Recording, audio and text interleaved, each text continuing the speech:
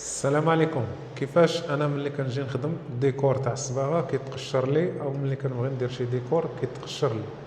المشكل هو دركا راه هاد الصالون دايز طلوندوي جديد، يعني مازال ما مصبوغش وحاطه على السيمه. المشكل منين؟ المشكل هو منك انت درت اردل الصباغه او الجيلاتين او الصباغه عيانه، يعني هذيك الصباغه ما كتحملش دير فوقها واحد طبقتين او ثلاث طبقات من ديكور مجهد، وكيجبد كيمص من هذاك الحيط.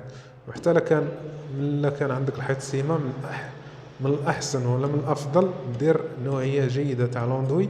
وحتى لا كان عندك الحيط قديم مصبوغ شحال من كوش، لازم تقشر هذاك الحيط، تكرطو مزيان ودير له بريماسيو، يعني دير له ماشي الكاواتشو، دير له فيكساتور مائي من نوع جيد، وتبريمي تاعك الحيط تاعك مزيان باش تخرج لك نتيجه وما يتقشرش لك الحيط ان شاء الله. ما تنسوش تابونوا معنا، ان شاء الله نبقاو نشاركوا معكم في حل هذه المحتويات على القناه.